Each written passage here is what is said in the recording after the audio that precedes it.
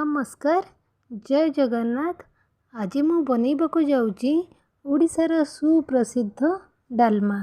एटा मु आपनकू pressure cooker रे बनैकी देखैबी। तापई प्रथमे मु एथिरे गोटे कप मुग डाली नेइची, कखारु नेइची, सारू नेइची, आलू नेइची, टमाटर नेइची, आ अल्प गाजर नेइची, आ कंचा कदली को मु एमिति हळदी पानी रे बुड़ेकी रखीची। आउ बैगण को मुझे पानी रे पकेकी रखी नहले कला हो। चलतु स्टार्ट करवा। प्रथमे मु गोटे प्रेशर कुकर रे पानी गरम करी से हलदी लुण मुग डाली पकई समय फुटेबा। अल्प फुटी आसिले से आमे काटी रखिथिबा परिबा सबू पकेबा। आपण चाहिए एइथिरे आहुरी भी पनीपरिबा ऐड करि परिबे, जेमति कि मूला कंदमूल आपणको पाखरे जहाँ भी परिबा थिबो आपण पकेकी डालमा प्रस्तुत करि परिबे।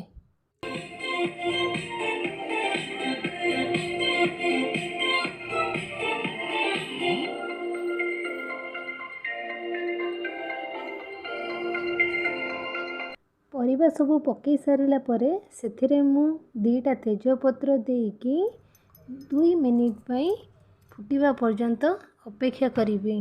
अल्प फुटी आसिले से मु काटी रखिथिबा बैगण को पकेकी 2टा हुइसिल देदेबी।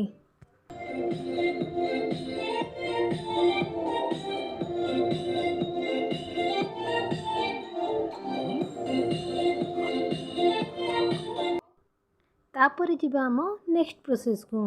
मु गोटे पैन रे 3 स्पून घिओ नेइची। मु एटा छोट स्पून नेइची, बड़ स्पून नेइथिले 2 स्पून हेइथांता। घिओ हमर गरम हेइ आसिले सेइथिरे मु अल्प हेंगु, गोटे स्पून पंचफुटण, आउ अल्प सुखिला लंका, आउ अल्प अदा पकेइकी फुटण फुटिला पर्यंत गुळेइबे।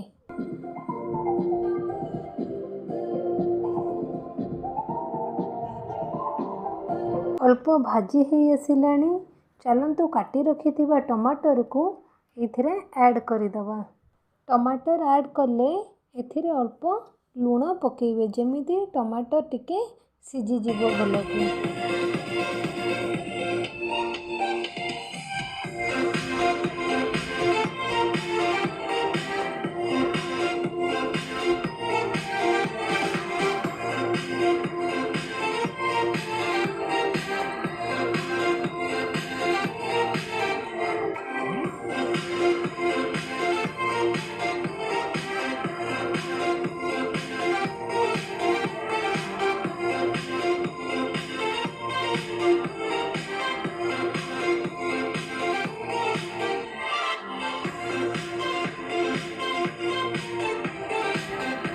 टमाटर आमर भल भाव सिझी आसिलानी।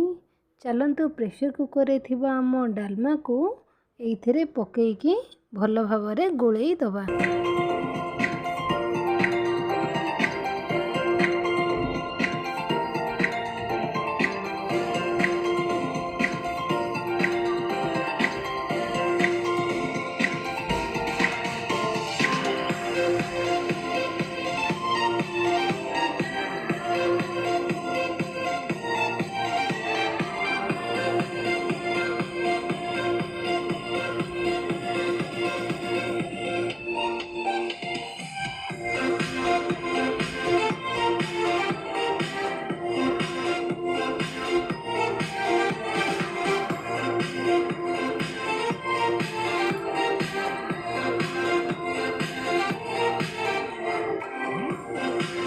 देखंतु आम परिबा गुड़िक बहुत भल भाव सिझी जाइए।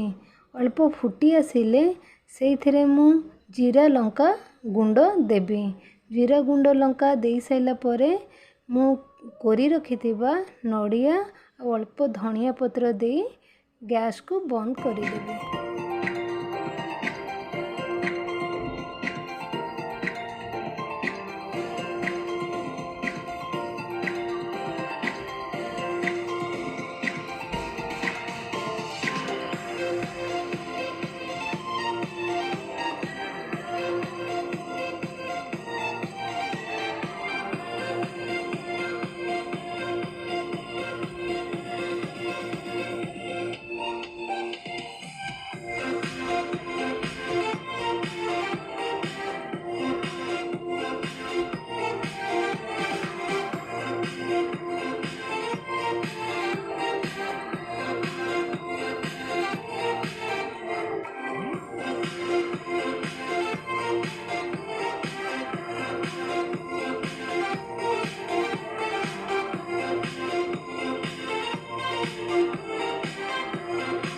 रेडी हो गला आमर डालमा।